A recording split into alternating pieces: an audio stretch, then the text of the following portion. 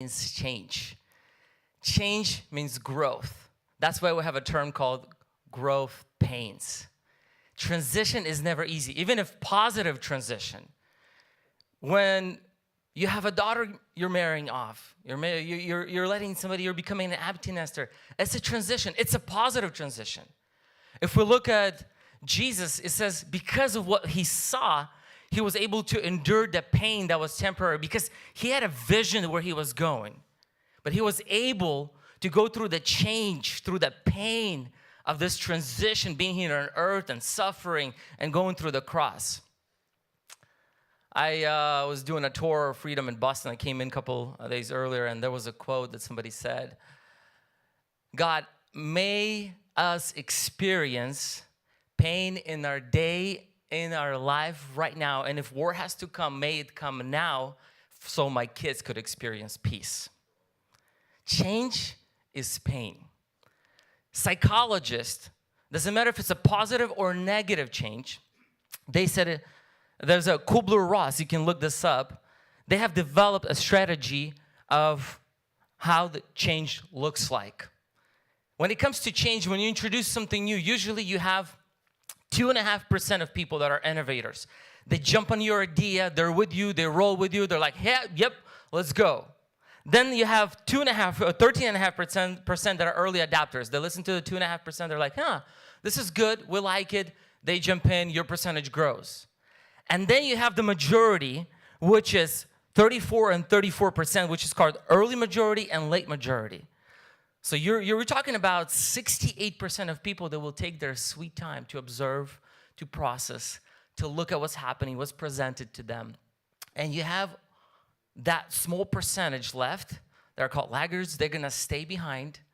And usually they're the loudest. They're the most skeptical.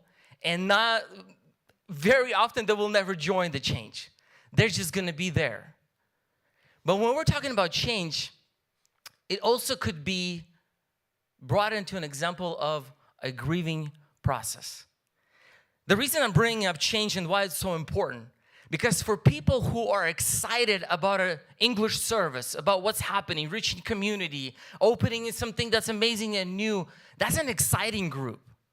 But what they don't take into account, us, that want the transition, the one that change, they want to be progressive.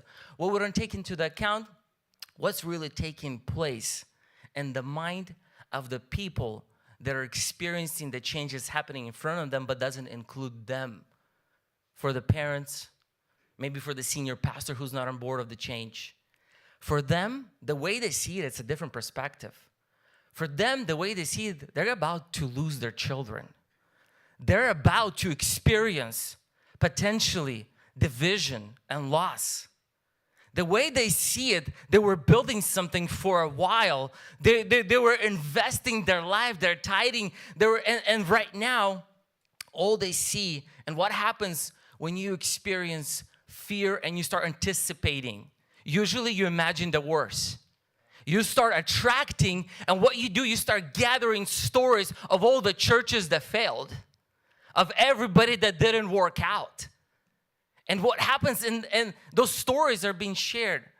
And if we are spearheading the change, if we are the ones who are on the side of excitement and want the innovation to come, we need to study and understand truly what's happening in the heart of the parents, of the pastors, of the leaders, of the elders, how they perceive and what they see. I just want to give you a little outlook real quick, and I'm going to call up our brothers on stage. This is what happens emotionally inside of a person who is experiencing change, uncertainty and fear, resistance, experience of loss, grief, overwhelming. This is the true emotions. And when we are excited about a change, our lead pastor who's leading the Russian service or Ukraine-speaking service, he has members lined up of parents who he served for 10, for 20 years, for 30 years. They're the ones who tithe. They're the one who built the church. And they're sitting in his office. And that's what they're sharing. They're sharing their fears, their loss, and their pain. And number one thing that we could do if we are in front of the change is to simply show that we understand what you're going through. Understand the pain that you're experiencing. Then there's a period of adaptation, decision-making, and communication. That's why this process is so delicate and slow. Transitioning process is never fast. House of Bread Church, almost 10 years into attempting opening English services 3 times and finally successful, we're still in the process of transitioning. And we'll share more of that today and why it is important to take it slow and walk with the people at the pace that they can hold. And practical challenges, it is disruption. It is resource allocation. It is management of time. It is identity reevaluation. Imagine all the teams in the church, worship teams, ministry teams, Sunday school leaders. Imagine a church that's established, that was running together shoulder by side for 20, 15, 10 years. They figured out how to work together, and now there's an announcement. All of this is about to be threatened. Because right now, some new guys are coming in. They're the hot new commodity. They speak English. They're going to be taking over the stage. They're going to be preaching. They're going to be leading. So the fear that's there, it's real. Now, is it fake? Is it not fake? Could it be navigated through? Could those processes be addressed and in a healthy way? 100% yes. That's why we have 40-something churches to represent a healthy way for change. That's why we are here to say you could grow your Slav-speaking services that are thriving, and you could grow English services that are thriving and eventually could become community service. I love what my senior pastor, my lead pastor Ed, announced, contradictory to my founding pastor Alex, that I dearly love and minister with him for many years and still do. We're in the same team. Pastor Alex said that what we're going to see English spearheaded. That's what's going to grow. That's what's going to overtake. And eventually Russian services will outlive themselves. What I love at our 18-year anniversary this January, our lead pastor, I will introduce really soon, announced what we're doing is we're opening a Russian Slav-speaking youth service. We're opening a 5th type of a club service during Sunday for Russian non-believers. We are growing our teams with young people, and we are growing our Russian services while we're developing our English services. And as well, we are dreaming about planting a campus in our city that will be a community church. Friends, it is doable, and we are here to testify that it is possible. Just a few words before I invite our brothers here on stage. If you're a lead pastor or you're the senior pastor and you're here, you're listening to me, I want for you just to ask a simple question to yourself. Do I have the vision for an English service?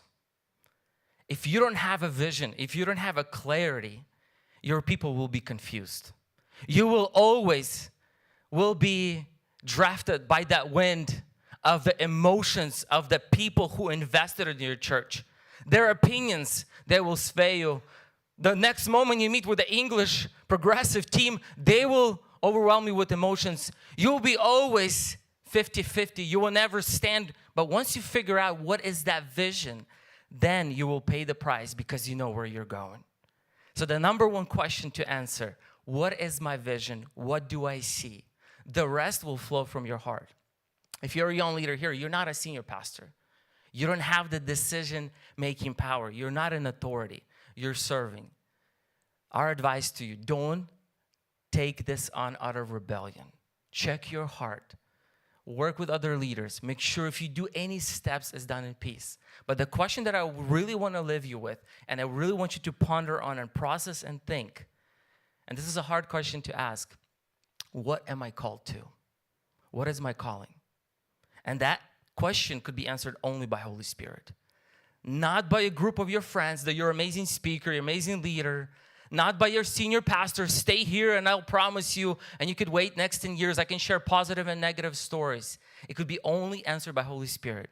And the answers could be different. The answer could be walk out and plant a church. The answer could be go get an internship. The answer be stay in this church because I have a calling and ministry and purpose for you in this church. But that has to be found in the presence of God. So God bless you, and may God give you wisdom. And in this way, I want to introduce our hosting church pastor, Alex Zvor. Can we please give him a hearty welcome? Please make our way up. Can we please put up his picture on the stage real quick? Pastor Alex has 4 amazing children. And Pastor Alex has 500 people attending at Russian services, 250 people attending English service. As you heard yesterday, Slav is the English campus pastor. They started during COVID. They're thriving, and they're doing it amazing. Today we'll get to hear from them. Pastor Alex, how old are you? 62. Can you please stand up? This is the first pastor that I love. Быстро фотографируйте. Yes! Finally! Pastor Alex, I asked him permission. Я иногда шучу, когда спрашивают, как тебя зовут, Alexander the Great. Pastor Alex, how many years are you in ministry? How many years in ministry? Сколько лет служения? В 1985 году я уехал миссионером в Сибирь. I was born in 1984. So almost 40 years in ministry. И с этого времени я был уже при служении. Был миссионером, был в Америке помощником пастора, в Беларуси был пастором новой церкви. То есть все время был при служении. Brothers, this pastor deserves his own panel just to hear how in the world he agreed to English service, his heart, beautiful heart, thriving at his age. This is a testimony, a beautiful testimony. Pastor Alex, we are honored to be in your presence. I want to welcome Konstantin Reznik. If you could please wait. Can we welcome Konstantin Reznik? All right. They are fresh off the boat. They just launched an English service last Sunday. So we get to hear from pastor who has been seasoned in ministry, 3 years into English service. And we'll get to hear from somebody who just started, but we're in the long process of preparation. And that's why we get to a little bit to hear about their stories. You can see a beautiful, amazing family of 4 children, married for 17 years. They have 400 Russian services, 250 to 300 attended their first English service. And Pastor Konstantin is 25 years in ministry. It is amazing. Could we please also welcome my lead pastor, my senior pastor, Edward Kislyanka. You can see his amazing, beautiful family. Pastor Ed started as an usher at House of Bread Church. Well, fun fact, he's my senior pastor. I get to share this. I actually started with my fiance to be my wife, also as front door greeters. So we started as ushers. Right now, I'm an XP of the church. That's my lead pastor. So Pastor Ed is in ministry for 18 years. Started as a youth pastor. Last 3 years, took over as a lead pastor of House of Bread Church. And he once said this about himself. As I mentioned, I minister alongside Pastor Alex, that I dearly honor, respect, and love. And I get to minister last 3 years very closely under Pastor Ed's leadership. And I can absolutely, with full humility, say this was a God's move for Pastor Ed to lead the church, because where House of Bread is going, and Pastor Alex says this publicly so I can repeat it, Pastor Alex would not be able to take it towards the community and what God is doing and how House of Bread Church is thriving today, while God is using Pastor Alex serving global body of Christ. We can honor God for that. Amen? All right. Friends, real quick, Pastor Alex, I'll be addressing him in Russian. He'll be responding in Russian. That was our agreement. Pastor Konstantin and Pastor Edward will be responding in English. And the structure of our conversation, there's a phone number. That's my cell phone. You can go ahead and text any questions you have. The phone number will stay there on the screen. So at any moment you want to ask a question, I'll be checking them right here. And here's the structure of our conversation that will happen today, the questions that we're going to try to address. We're going to talk about preparation process. What is the difference for the mindset for transition in church versus church plant? Team formation, how to build your team for transitional church services, Sunday experience, and how do you preserve DNA of the church? How do you preserve unity? So we're going to try to address them. If we're missing some of the things, just go ahead and text us. And at the end, we'll open Q&A and we'll pass microphone around in the sanctuary so we can ask questions because we want to serve you to the best ability that we can. Пастор Алекс, за кого будете голосовать? За Трампа или за Байдена? Я купил себе костюм точно такой, как у Трампа. Konstantin, if you were to go back in time and talk to any biblical hero, what question would you ask and who would you talk to?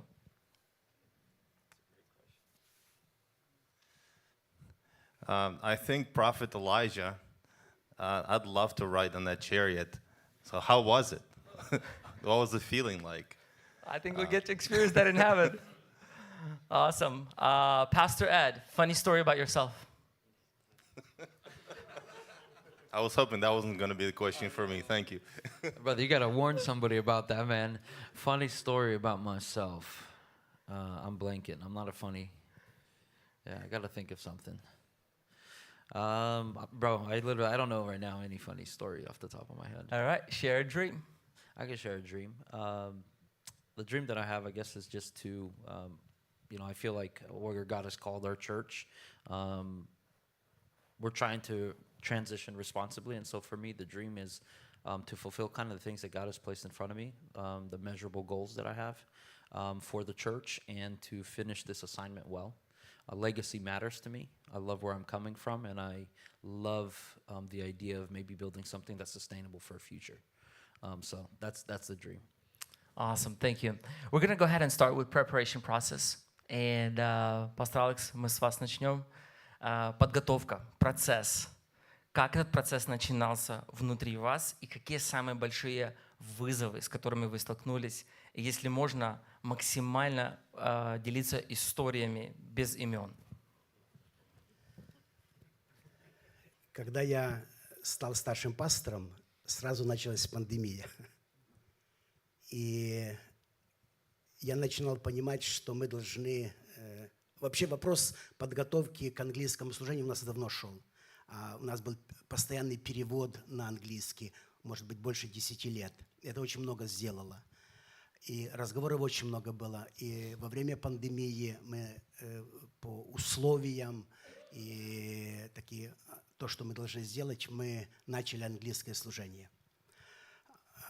То, что нормально, когда в церкви есть какая-то оппозиция, она везде есть. Но когда мы открыли английское служение, очень близкие мои друзья, которые не в оппозиции, очень всегда сильно поддерживали меня и сейчас поддерживают, вызвали меня на такую большую беседу, много людей, служителей много там было, и сказали: Александр, это твоя самая большая ошибка твоего служения, что ты открыл английское служение. Вау, расскажите больше за этот ковер. Да, и они очень любили меня, они до сих пор любят меня, но они говорят, что мы теряем культуру, мы теряем национальное что-то, когда мы открываем. И это для меня действительно было таким, потому что эти люди, они действительно не в оппозиции моей. Я, забегая наперед, скажу, прошел год или чуть больше года, когда у нас уже достаточно начало развиваться английское служение. Некоторые из них, они подошли и сказали: я очень извиняюсь, в этом есть воля Божья, и мы видим благословение, потому что их дети очень активным образом участвуют в служении. Но еще до сих пор некоторые хорошие люди, они готовы за церковь что угодно сделать, они любят церковь, до сих пор говорят: пастор, уже пандемия давно закончилась, когда закроем английское служение. Вау, пастор Алекс, здесь мы чуть-чуть хотим остановиться. Внутренний ваш процесс. Вы слышите от близких людей, которые вам дороги, вы их любите. Они смотрят вам в глаза и говорят: ты делаешь самую большую ошибку в твоей жизни. Как вы справляетесь с этим? Ваш процесс. Ну, я думаю, что мы знаем, что в этих моментах делать.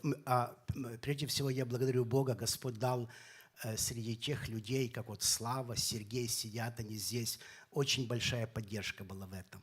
А в лице старшего пастора, который был до нас, Новик Петр Павлович, он был очень уважаемый человек, и есть в его лице была очень большая поддержка. Потому была и поддержка. И, конечно же, очень много переживаний, но Бог укреплял, Бог давал очень... Я чувствовал, что Господь укрепляет, и мы движемся в правильном направлении. Пастор Я был Алекс, уверен. я ваш друг, я с вами продружил много лет. Я прихожу, я смотрю вам в глаза, говорю, ты делаешь ошибку. Что вы чувствуете это время? И как вы с этим чувством справляетесь? Была боль большая, и, наверное, трудно объяснить, если ты это не слышал от друзей, но это нужно было пережить. А для меня эти люди остались очень дорогими, а я с ними всегда очень хорошо. Я дружу, и никогда мне не было каких-то отвержений их. Я продолжаю их любить, дружить с ними в разных вариантах, и бывать дома и так дальше. Но такое и есть. А что вам дало силы? На чем вы основывались все-таки стоять за идеей открытия английского потока? Наша церковь достаточно большая, больше 600 взрослых членов, и иммиграция, вот 30 лет, у нас выросло целое поколение людей здесь. Значит, способнейшие люди. И при таком количестве членов церкви они могли бы участвовать раз в несколько месяцев, в каком-то минимальном позиции участвовать. Способнейшие люди. Я понимаю, что они должны работать, они должны служить, и они должны это делать, дать возможность. А то, что мы должны проповедовать в Англии, это одно, но дать возможность служить для молодых людей. Дать возможность. И у нас, когда мы открыли английское служение, у нас появилась совершенно огромная возможность служить для людей. Большая команда, несколько групп прославления у нас есть на английском служении, большая ашерская команда, большая команда служителей на английском служении, и они очень развиваются. То есть возможность, большая возможность. Я вижу, как растут молодые братья, которые начинают служить, как они развиваются, как они растут. Меня просто это радует. Давайте воздадим Господу славу за этот ответ. Пастор Алекс, у вас апостольское, пасторское сердце. Помоги, Господи. Я хочу просто посидеть, понаслаждаться этим ответом. Просто насколько много мудрости. Такой вопрос, можете не отвечать на него. Что вы посоветовали тем братьям вашего возраста, которые полностью не видят то, что вы видите? И они сидят у власти, они держат власть.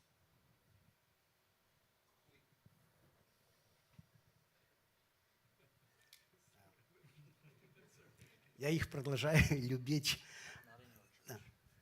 Не вашей церкви, просто другим пасторам, старшим пасторам церквей, которые сейчас вас будут слышать. Что бы вы им сказали?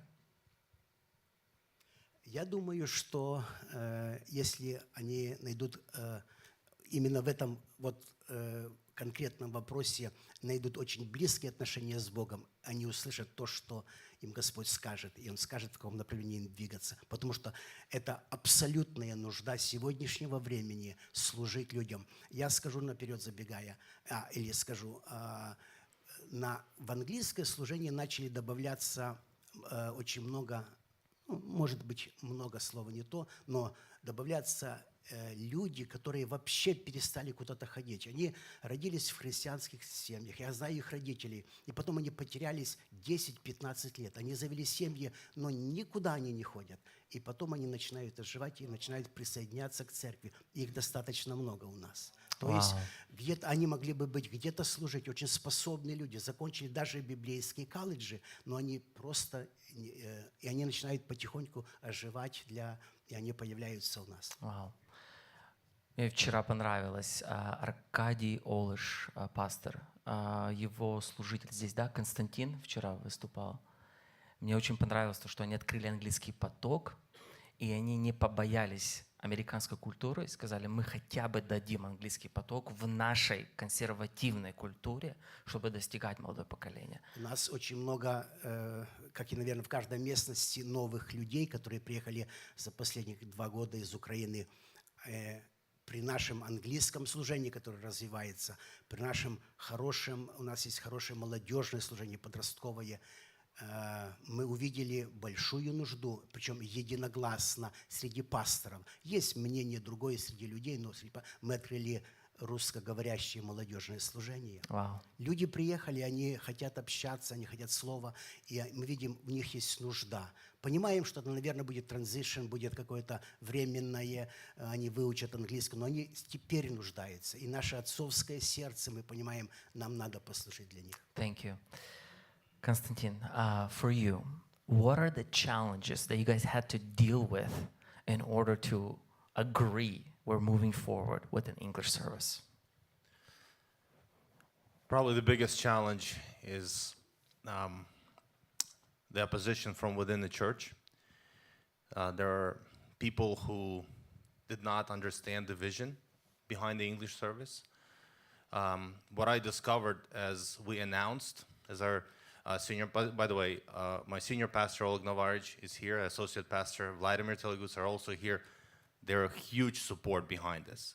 If not for the support of the senior pastor's team, this would never happen. So we didn't have that challenge, but the challenge was people were literally grieving. Like you mentioned in the beginning, there was this deep sense of loss, and as we met with pretty much everyone who was opposed the idea vocally, we sensed this deep sense of loss. We're about to lose our young people. It's just going to be a bunch of old people left in the church, and they're all going to go into English service, and that's the step into the world, basically. That's how a lot of people saw it. And then, God forbid, who knows what happens after that. So it's that was the biggest challenge, to convey the vision. We're not trying to split the church. We don't have any devious plans. And that there's also, can you trust your pastors? Can you trust us as your pastors team? We're not trying to separate. We're trying to expand the reach of the church. And that was just conveying that vision properly, repeatedly, and sowing it, and just getting through. We met with pretty much every single person who was opposing it. We had a lot of breakfasts, lunches, one-on-one meetings. Listen, we want to hear you. We want to hear what you're saying. We understand. We want to understand you, but also please hear out what the vision the Lord has put in our hearts. And that was hard. Thank you for Still sharing. is.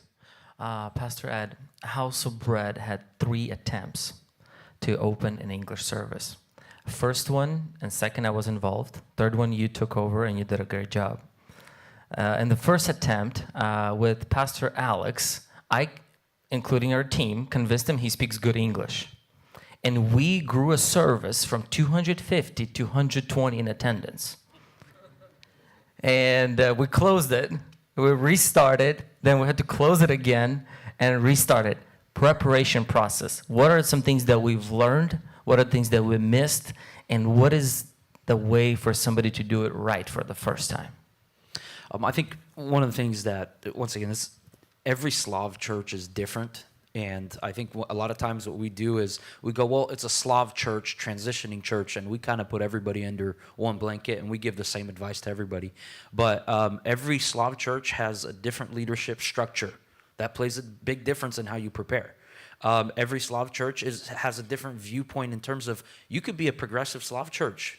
Some progressive Slav churches are far more ahead in reaching community than some church plants that are, maybe not as progressive or whatever it is. And it's not conservative or not conservative. I'm just saying that you can't put everybody under one banner. So take everything that I think is spoken here and just whatever works for you, works for you.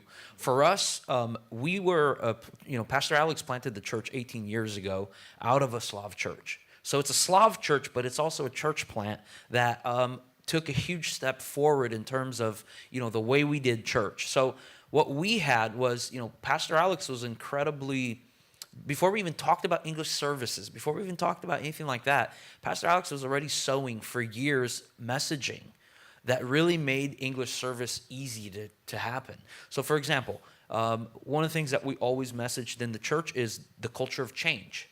So, and where we're coming from as a culture, one of the greatest, strengths that you have as a Christian is if you can preserve your convictions. Pastor Alex said, actually, that's wrong. Show me one person whose convictions are perfect. The only thing perfect is the Word of God. We hold on to our convictions, but we're open to being corrected by the Word of God. So when somebody used to say, hey, worship is wrong, well, some people said that. And then it's like, 10 years later, they have worship on their stage. And somebody can point at that pastor and say, oh, you let down, your convictions. No, praise God. You allowed the Word of God to, sharpen your convictions and put them more in line with the truth. And so we had a lot of that kind of conversation because that really speaks into creating a culture in the church that is looking for, God, how can I grow? What is something that's standing in the way that doesn't line up with your word culturally? So even traditions, people can rail against traditions. I'm sorry, everybody has a tradition. Every single thing that we're developing now is still a tradition. Just give it a little bit of time and our kids will prove that to you. You're traditional. But your tradition and culture can stand in the way. There's some things that are a benefit, some things that are standing in the way of what God's trying to do. So I think in our sense, the preparation process really started with messaging on these types of things that have nothing to do with English service, but it creates and cultivates a type of people in the church, not just leadership, but a type of people that are looking and going, God, what do you want next? I'll give you just another example or two on that as well. I remember that this was something that was very methodical. Through years, this preaching happened, redefining what a healthy church looks like.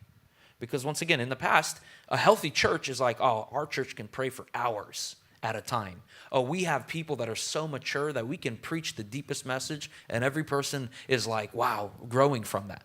Well, I remember Pastor Alex redefining that for us and saying, hold on a second. Is that a healthy church? What about if you have a bunch of people that are coming in they have no clue about God? Or you have Slav people. In this case, it was a Slav church. So in the context of a Slav culture, you have Slavs that are coming in who they're not, they're sinning, they're making mistakes, they're babies in the faith. Having those people be in the church, always having people that's a proof that we're reaching the lost. Isn't that also healthy? No, of course that's healthy. So he really redefined saying that, look, a healthy church is a church that has mature people who are in leadership, people who are in the discipleship process and have the fruit of repentance and a legacy of faith and growth. And at the same time, a church that's full of people that look different, that don't belong, but they're here. That means we're doing something right. And I think that kind of language was essential for helping us try 3 times. Because that's the difference. I think somebody can try, it doesn't work, and you're done. But why we wanted to keep trying is because we had this is where God's taken us, and there's a lot of core things that needed to be, that we understood and believed. I think also what helped is we were not afraid to tell the church we want to try something. Like right now, we're starting a club for non-believers. There are going to be Slavs only. We're going to be attracting people who don't go to church, or only Orthodox or Catholic churches they went to in Ukraine or Russia, wherever they're coming from. And our language that we're using, we're going to try for 3 months. And we're not afraid to try it. If it starts growing, starts booming, we're going to write it, we're going to celebrate it. See, that's a core thing too. Experimentation. Once again, where we're coming from, it's like, look, if a pastor says we're doing this and it doesn't work out, that's a knock on the pastor. He misheard God. And Pastor Alex changed that language and said, hold on, but I'm not God. God places a burden on the heart, but he also puts the right people together, gifting, creativity, and so that you can try things. And if something doesn't work, you adjust it and you try again or whatever. Yeah, it's actually a very simple leadership principle you use in your teams. And anytime you bring something new, innovative, you say, hey guys, let's try. It creates this easy culture of entering something new. You're just ushering it in and you just go around with it. So, Konstantin, for you as a church, how many years did it take for you that you guys started talking about an English service and you guys finally arrived at that moment? So about 10 years ago, we, together with some other leaders from other churches, started a school. It was called School of Vision, Slavic Impact Ministry. and it was training leaders to plant churches. We thought we're going to plant a church in a nearby town. It's an inner city church. And so we did that school. Then we started the children's ministry in the inner city. We did that for 5 years. And the more we did it, I was in charge of that ministry. It felt like, no, this is not for us. It's not what God called us to. We have this burden for Slavic people, for the English-speaking Slavic people, and the community around our church. And so it was 10 years kind of leading to it, and in the last 2 years was very active So could preparation. you name practically a few things why it took 10 years? You don't have to give us names, just few. 10 years ago, we were convinced that in order for us to reach the non-Slavic people, you could not do it from the context of a Slavic church in English service. You had to do a church plant, and it's specific to that community, to that culture, with the services specifically formulated to reach that community, and that was our mindset.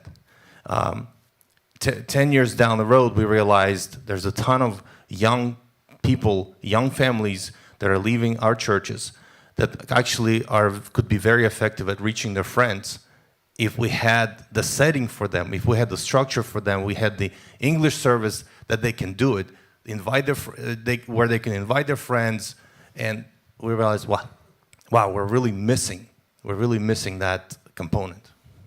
Thank you. Pastor Ad, what is the difference between a church plant and a mindset for transitioning churches?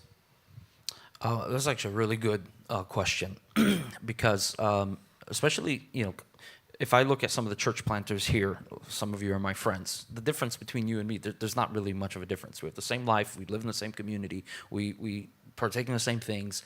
The difference in us is really the congregation that God has given us.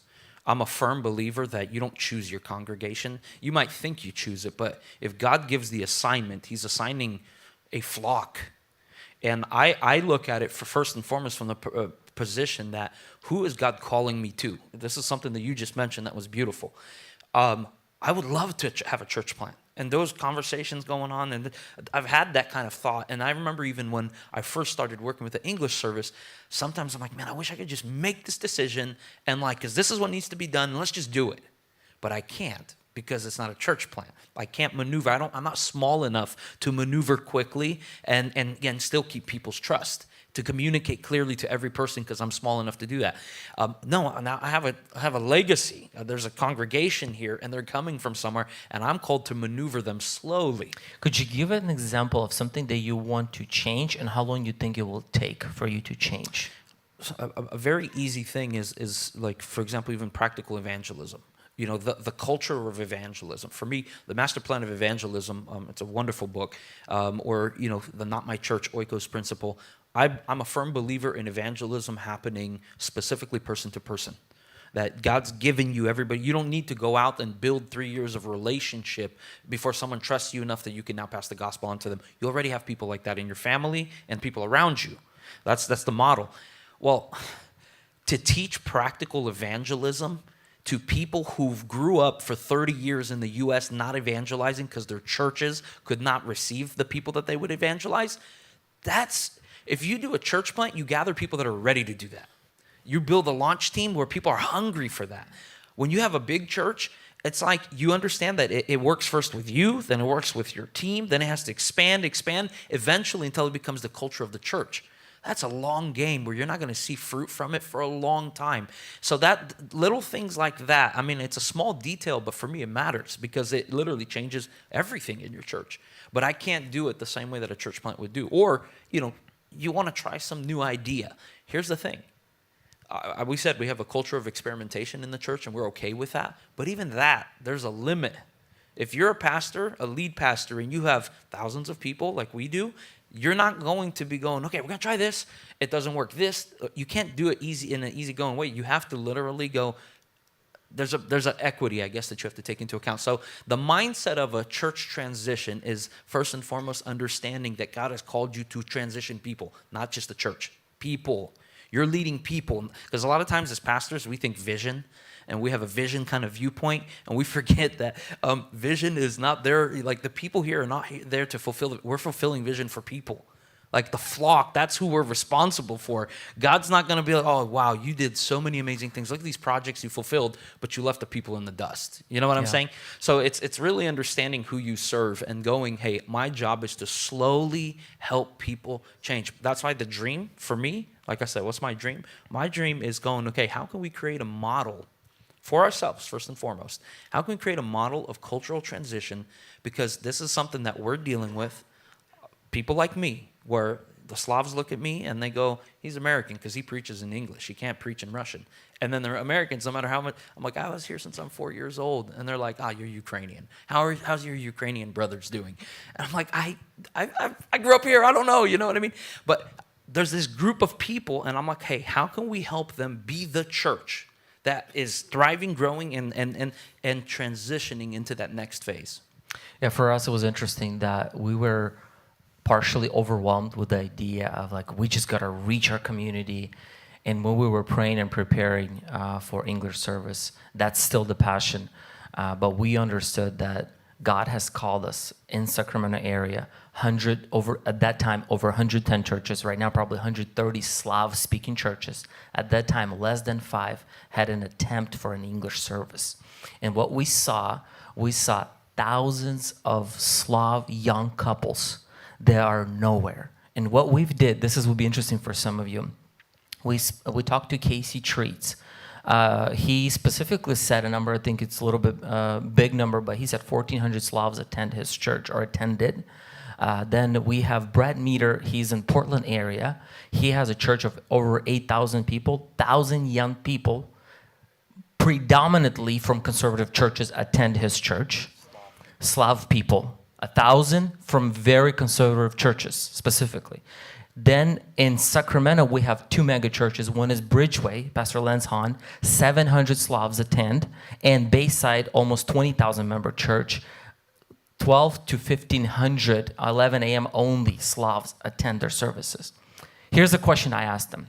Because for us, God has placed Slav church in America, over 400 churches that I just know and counted in America.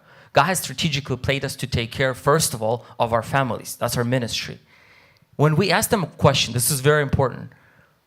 How many of our people are involved and assimilated into your church, family, spiritual life, and community life? Bayside, almost none, percentage-wise. I can give you a phone number to Pastor Andrew McCord. I can give you to other pastors. Pastor Lance, less than 5%. The only high percentage was Casey Street, and Brett Meter said very low percentage. And for us, it was a shocking moment that our people, they go to an American church to experience the Word of God, but they live in their communities. They have their own families, their relationships. And what's the worst thing, that a lot of our people from our churches don't even make it to American churches. When we take Sacramento, over 250,000 of Slavs, and only maybe 5,000 or 6,000 of them go to American churches, the rest, and that's exaggerated numbers, are not being met. And what we've learned is the hybrid generation, like Pastor Ed mentioned, my generation, our hybrid generation, they need a platform that's a transitional, bilingual, English-speaking services in their culture. And that need cannot be met by an American churches.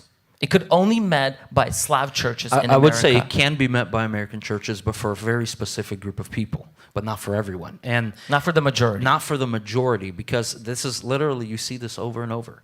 You see people that left your churches, if you're a Slav church, they left your church, they say they're going to some Sunday service somewhere else, but they're not tithing anywhere. They're not accountable anywhere. They don't have somewhere where they're discovering their gifting and applying it in ministry. And I'm once again, blanket statement, but that's the response that we're getting from pastors that run these churches. And they say in fact, I think Pastor Ray from Bayside said, hey, it'd be cool if you guys took them back. Because they take up a lot of seats, but they never tithe. I'm not sure if it's true that Pastor Ray actually met with Adam Bandaruk asking help to deal with the Slavs in his church. That's the 20,000 member church. So no, I think that platform, once again, we don't want to make absolutes. That's why I'm so happy there's church planters in the room. But the whole point that we're trying to say is sometimes we get excited just about church planting. I'm going to be a champion for cultural change. Because there's some people, they're on fire, they're in your church plant. That's amazing. And some people, they're not going to be there or an American church. They need something here. And here's the other interesting thing. Talk to other cultures. Talk to the Hispanic culture. Talk to now black churches.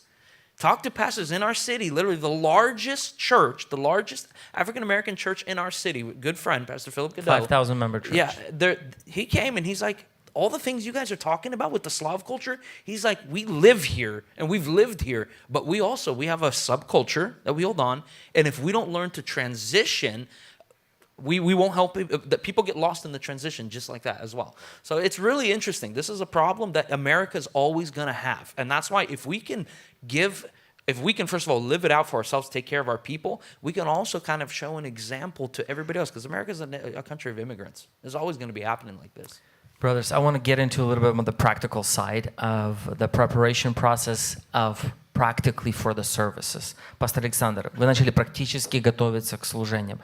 Какие вызовы, какие предостережения, вопросы, которые вы задавали себе и которые задавали вам ваши команды и люди по отношению?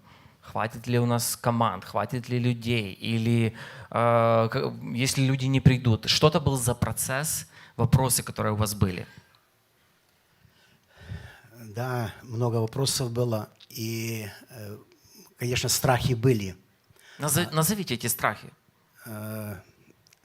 Ну, даже не страх неуверенности в том, что не получится, а страх, что так как нас, ну, такая церковь, какая есть, страх, чтобы не случилось деление в церкви.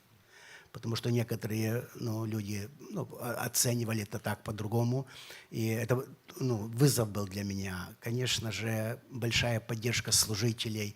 И мы вместе двигались. Господь дал хорошую команду. У нас именно в этом направлении была хорошая поддержка. Но именно эти вызовы, что, наверное, для меня была самая большая проблема, страх, чтобы церковь осталась единой. Но когда мы увидели, что у нас... Я, знаешь, перебиваю. Расскажите, что вы сделали для того, чтобы перебороть вот этот страх и быть уверенными, что лидеров, которых вы берете, вы остаетесь едиными, и что вы делаете практически, чтобы это единство сохранять. Я стараюсь церкви? быть на всех митингах, там, где проходят молодежные лидеры английского служения, регулярно посещая, чтобы создавать такое отношение, доверительные отношения, чтобы я доверяю им, они доверяют мне, они благословляют.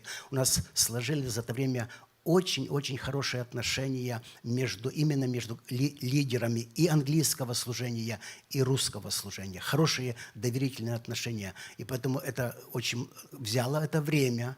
Вот. Я стараюсь честно говорить о нашем видении, о том, что это не просто, а я стараюсь честно говорить, что это видение наше. Мы хотим развиваться в английском служении, мы хотим поднимать новых служителей. За это время, когда у нас уже открылось служение, мы рукоположили для английского служения очень много молодых диаконов и снова готовим для рукоположения. То есть мы поднимаем и поднимаем. И это, когда мы видим, церковь у нас одна, у нас один борд, у нас один старший пастор, и финансы у нас мы распределяем, то есть как одна церковь. И когда мы видим, что у нас есть гармония в этом, люди идут легче. То есть не то, что у нас так очень быстро, очень все так бурно развивается, но степ-бай-степ, потихоньку у нас все идет, все достаточно хорошо. И мы видим в этом успехи и благословения. Слава Богу. Константин, для вас ваш процесс подготовки, формирования команд. Как выбирали команду и как вы решали вопрос, что обойти все-таки это разделение или умножение, чтобы не получилось, не исполнить те страхи, которые люди предсказывали? Should I reply in English or Russian? The English. So we had the same fears, and right from the get-go, we understood we have to be very, very intentional about portraying this model of unity. So when we were structuring a team, we first approached existing team leaders. So our worship director at church, for example, we approached him and we said, do you want to enlarge your team and serve at both? Ideally, we want you to maintain the leadership over both services in worship. So we don't have to have a separate worship director for both. He said, I'd be glad to, I'm excited. The media ministry director, who's also here with us, the sound, the technology people. So quite a few existing leadership positions, they retain the leadership role, they just have a bigger umbrella. They have bigger teams. So everything exists under the same umbrella of leadership. For the speakers, we have a team of speakers at church who take turns speaking. We do series together and things like that. We try to maintain that. So at least two, we scheduled the speakers now for the entire 2024 for the English service. And basically on average 2 to 3 times per month is going to be the same message in both services. So a lot of our speakers are able to preach in both Russian and English. So they will be delivering same message at 2 services, same Sunday, just to maintain that unity that we are delivering the same message. It's the same church. We also really restarted and increased our hospitality ministry just to maintain, again, that unity and cohesiveness of the church. So between the services, we're doing the fellowship time with coffee and snacks, and everyone can join, people outgoing, people incoming, just so people can see each other and feel like they're part of the same church body. Pastor Ed, adding teams, adding services, often the fear is where we're going to get people. Right now, we barely have volunteers. We cannot fill our ushering teams. We don't have enough Sunday school teachers. And now you want us to double all of that. How do you address this? I think it's, once again, that was actually mentioned in the beginning, that the moment you open a new mission, the moment you open new work, new people rise up. And that they start literally, you have, that's one thing that I discovered even in our church. In our large church, a lot of times people get lost. And we have classes, we have serve class and all that stuff, find your gifting, passions, all that stuff. But yet sometimes we'll have a huge need, and then you discover that you literally have a person who was built for that need. Like they were built, they have joy for that. So I think the more platforms you open, the more it actually gives people an opportunity to rise up. And so I think that's the big issue, I think, though, is that we sometimes have a lack of like clarity with vision and with like, hey, what is it that we're looking for? Because most people, I think this is one of the things that, especially in a transitioning church, if in the past there was no English service, or maybe there was animosity against it, then a lot of those people are just sitting quiet. And you have to remove animosity. And at the same time, you have to communicate. There has to be open doors. There has to be this excitement and a certain grace that's communicated for people to rise up, even though maybe they haven't done this before. But you have that gifting sitting in your church, no matter what. That's what I see. У нас очень, я думаю, что, это мое мнение, что много то, что помогает для того, чтобы церковь поддерживает в отношении английского служения, то, что мы ставим очень часто на русских служениях проповедников из английского служения, лидеров. Они очень часто проповедуют, они помазанно проповедуют, хорошо проповедуют. И вот эта атмосфера, что мы вот так делаем, она очень здорово помогает, что остальная церковь помогает и благословляет. I want to mention one last thing about preparation, though. I do think it's like there's no such thing as over-communicating, especially senior leadership, lead pastor, English pastor, or just board. I mean, we went on retreats,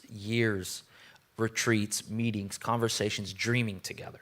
Just dreaming. And then after everybody bought in, we started going, okay, let's start predicting what the fears will be. Let's start predicting what the possible things that can arise will be. And that kind of communication saved us so much pain, because we weren't ready for everything, but a lot of things we kind of saw them already from the beginning. And the other thing about that I think you can't over communicate is there has to be a measurable way to define success and what you're going to do with it. That's the other thing I see.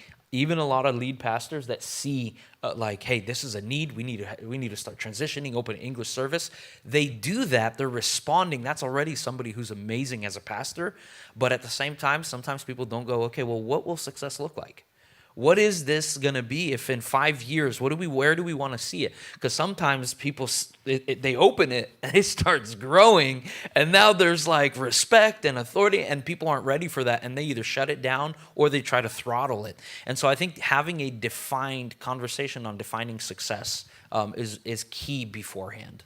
Yeah, what I've learned, I observed this specifically with Bethany Church almost 20 years ago. As we were leaving, a few hundred of us, we stepped out of the church. And it was a painful process. Nobody was there to coach us how to do it properly. So we did it partially the right and wrong way. There's a testimony to that I can share personally, how I had to deal with it in the whole process. But what I observed is the key leadership that left, within months, all the leadership positions were filled. Then I was observing Serge Kissel and his team step out of Bethany, and when they left, all the key positions were filled again. So the idea of this fear that there's no ministers, there's no leaders, we're struggling. If you are struggling, that means there's something with vision casting, with developing. But when you open up new opportunities, usually God brings fresh people to this vision. Usually people will be attracted to the call for your church, and they're just sitting in your pews. They're just there, just waiting for that opportunity. But what I really loved observing, hearing all of you, that the part of the unity, it's a lot of relational stuff that has to happen between lead pastors and teams, and pastors are going to be running English campuses, English services. That means there's a lot of tea to drink, there's a lot of retreats to take, and if you're here and you are not the lead pastor, spend a lot of time, become your best friend of your lead pastor. Literally become a best friend. Don't wait best for them helper. to invite you to coffee. Invite them. Yes. Say, can we go grab coffee, Go Pastor? and lawn his backyard. Go spend time, become friends, and invest into the relationship. Once the trust is built, when there is trust, you let the person run. Trust is everything. It is that commodity for the English service success in your church. В Массачусетсе популярно в баню ходить вместе. Oh man, I love banya. Now you took my mind somewhere in a happy place. All right, for those who are culture don't understand, this is where the Ukrainians get together and beat each other up. Anyways, brothers, I want to switch a little bit. We have, I think, 10 minutes left, 10, 15 minutes. I want to do Q&A with you. Any questions that you guys have? We have a mic that we can pass around. And could I get somebody to help me out, Slav? Thank you, brother. Any questions that you have to those brothers here on stage that we could address regarding? I do have a lot more. I can keep you here for hours, but I'd rather give this opportunity for you to ask questions. Just raise your hand, Slav. If you could just observe anybody who has a question. Raise your hand and you'll be able to ask your question. There's a hand right there. Thank you, Slav. So Pastor Alex, Konstantin, Pastor Edward. Я думаю, что ко всем братьям вопрос ошибки, которые они бы рекомендовали не делать в начале служений, например, английского служения. I think from ours, I do think that some of the false starts could have been prevented, because this is what's interesting. Lead pastor Alex Shevchenko has the vision and trying to convince everyone on his team, including his youth leaders who do youth fully in English, we need an English service, but people aren't ready to do it. So the vision was there, the burden was there from the lead pastor, but the first attempt happened without building a team. And the issue of not building a team, it led to a false start. Now, once again, God redeems it. Now it becomes a testimony, and now it's great. But I think that could have been prevented if there was a team that was built. И я еще хочу сказать, очень важно, мы увидели это, мы думали, что мы эффективно сеем семя, что это нужно делать. И как оказалось, мы внутри лидерской команды об этом друг с другом говорили, но меньше говорили об этом публично. Меньше говорили об этом в церкви, что нам нужно это делать, как мы хотим, что это видение, направление. И мне кажется, мы 2 года назад, когда хотели уже начать это делать, мы собрали команду более молодых лидеров, и оказалось, что они против. второго потока, потому что недостаточно было, как бы, еще не проросло видение в них это. И заняло 2 года, чтобы как бы они это поняли и проросло это видение внутри них. Я тоже скажу, что говорите, не бойтесь говорить об этом на всех уровнях, и перед церковью, перед лидерами особенно. Ну и не бойтесь. Я думаю, что вот этот, если доверяйте Господу больше, Бог поможет. Awesome. 3 быстрых ошибки, которые я скажу своего опыта. Начинал несколько английских потоков. Первое. Времена ваших служений. Вы не можете оставить славянское как там на 10, а английский там где-то на час, на 2. Должны где-то оба быть чуть-чуть некомфортабельно. Если вы делаете 2 служения, if you're doing 2 services, they both have to be a little bit uncomfortable. You can't just have one comfortable and one uncomfortable. It's not going to be one convenient, one inconvenient. The second thing is, don't start from my 6 times launching. Don't start with just youth. Thank you. That's one of the Really worst good things. one. One Really of the good worst one. things that I did if you just started a campus just with youth. Start with families, start with couples, involve different ages. Otherwise, it's going to be super hard. I think that's... Those are already amazing. Oh, those are I love, good. I love the because that was actually one of our goals when we were launching the English service for the 3rd time. Was we already have a wonderful youth ministry. We have a student ministry, 3 different departments. We don't need a 4th one, and so we were very intentional to put into leadership not just youth, but to make sure it's families, and at the same time to do church. Here's the other thing. Sometimes, because everybody assumes that in their church, the people who are going to come to English service are younger, they message towards younger people.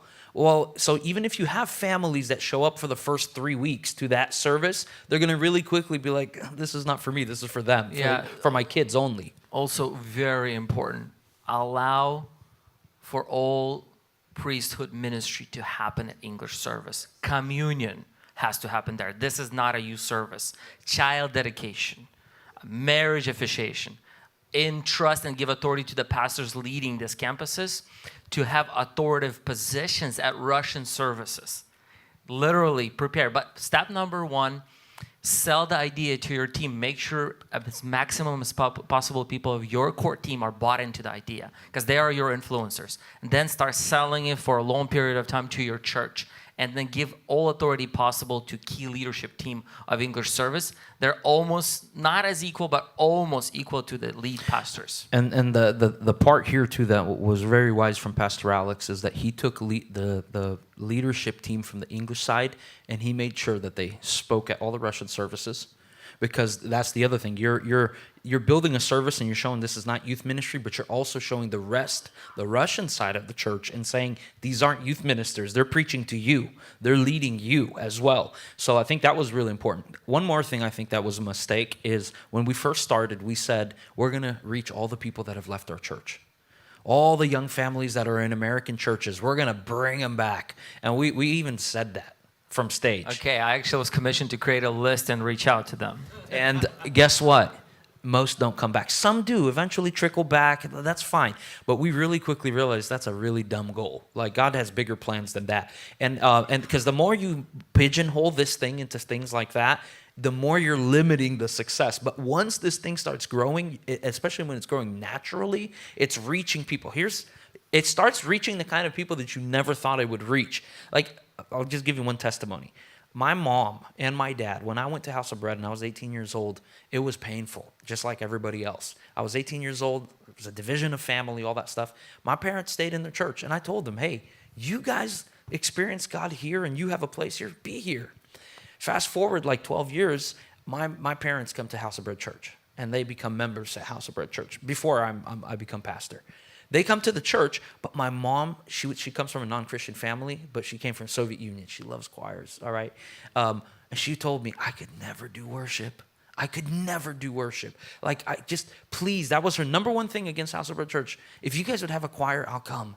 But we never did. We always had, worship team. So then, here's where it goes. Literally 2 years ago, not only is my mom a member at our church, she's now attending English services. And I ask her, why? And she's like, worship. But that's what I'm saying. Like, no, God does amazing You gotta things. have a vision and if stick you- to your vision. If you look, there's a lot of people, even from our Slav services, they'll come to our English service just to hear the worship. Like, they're like, I want to be here in this worship. And they go, Awesome. Brothers, let's give opportunity for a few more questions real quick.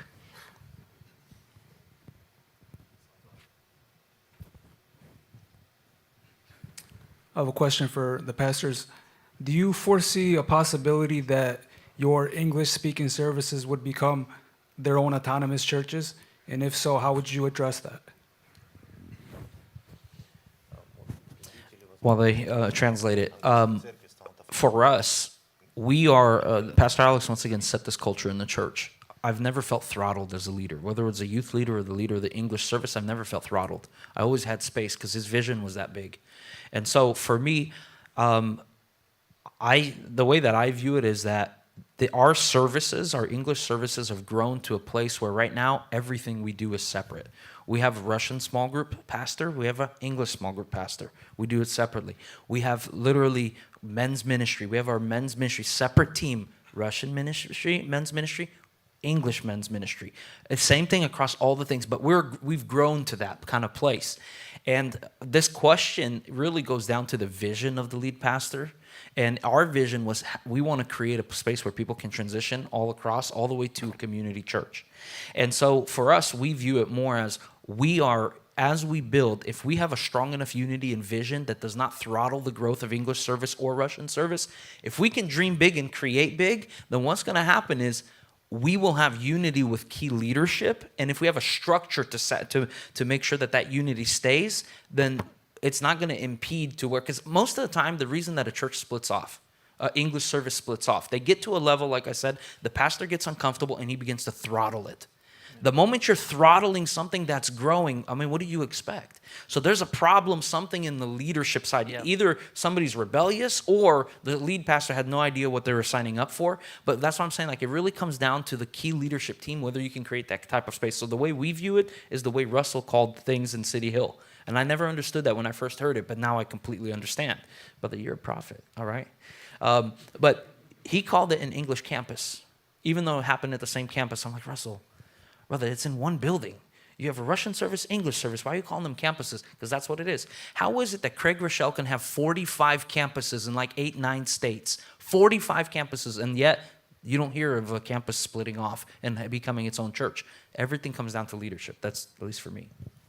I also want to add, we one time in our church we had a guest speaker. It was Pastor Franchuk from Mariupol, and he said something that stuck with us. And our senior pastor repeats this often. He says, "I pray to God that my church would become smaller, that God will send out the laborers from my church to plant new ones, to plant new ministries." And that's actually a very specific goal for our. One of our points in our vision is to grow leaders, to plant new ministries and new churches. So we want to use this as a platform to empower people, to grow people, so God will use them to plant new churches to reach the communities that are not that are not reached as much right now. Rather than fearing that, you know, this is going to become a split or separate church, we're intentionally thinking this is a good platform to raise future leaders so we can reach more communities. All right, brothers, we're going to be closing our panel discussion here. Just a few takeaways. I think, one, you can see that change is a process. There's a lot of preparation that has to happen with pace that people can handle.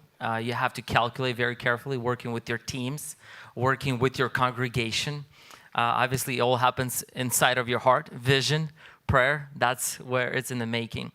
Some essentials that you do if you're like, hey, we're ready to start, a checklist would be team that has couples, married couples, blessing of a lead pastor, senior pastor. You have Sunday school teachers ready. You have welcoming team ready. You have your Sunday experience ready. Now, departmental stuff, that's something that you have to develop. And as House of a Church, 10 years into English services, we just this year will be able to say that every department could accommodate a family that is non-Slav. It took us that many years to make sure that every department has simultaneously something happening in English during week church life. So it's a process. It's a long journey. But before we end, Pastor Alexander, Где вы будете через 30 лет? Точно на небесах. Ваша церковь через 10 лет. Я Нарисуйте вижу картину. очень большая церковь и очень мощное английское служение. Константин. Нет, другой вопрос. What do you do better than anybody else in this room?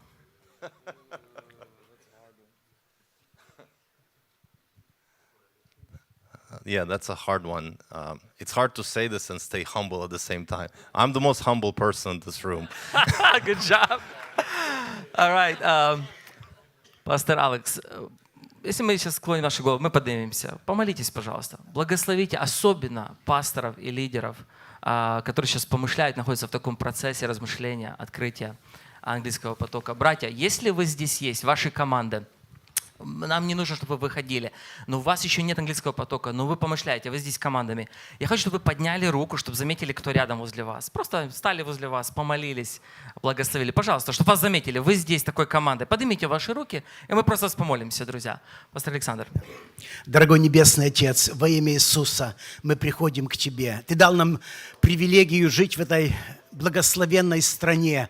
Мы пришли сюда с нашими детьми, которые уже выросли здесь, Боже, и мы видим в них больших служителей, которые через них Ты достигнешь многие-многие эрии в нашей местности, по всей Америке, Боже. И я молюсь, Господь, за тех представителей, которые сегодня находятся здесь, Боже, которые находятся в процессе рассуждения, молитвы, Боже. Я молюсь о том, чтобы Твое откровение было для них, Твоя поддержка была для них, Господь, Твоя смелость была для них, Боже. Помоги, Господь, услышать то, что Ты хотел бы, чтобы каждая церковь сделала в той местности, где Ты поселил их, Боже. Так много вокруг нас неспасенных людей, так много вокруг нас неустроенности и потерянности, Боже. Пусть через каждую поместную церковь, через церковь, которая сможет достигнуть окружающих людей, достигнуть комьюнити, Боже, во имя Иисуса Христа. Я молюсь об этом, Боже. Я молюсь за каждого пастора, кто мечтает или он думает и молится. Боже, пошли правильных людей, пошли помощников. О, Боже, дай Твою благодать, дай, Господи, поддержку Твою во всяком направлении, когда нужно будет начинать. И самое главное, дай, Господь, смелости, дай благословения, Боже. Пусть через это прославится Твое имя. Мы молимся. Боже, нам так приятно видеть, Господи, так много замечательных молодых людей, которые горят огнем проповедовать Евангелие, и они находятся сегодня здесь. Когда они пойдут домой, Боже, благослови их еще больше. Пусть они будут способны, Боже, благословить церкви, где они трудятся во имя Иисуса. Прошу Тебя, Боже, благослови, благослови, благослови устройством всяким во имя Иисуса Христа. Мы молимся. Аминь. Аминь. All right, we'll see you in 15 minutes for our final session.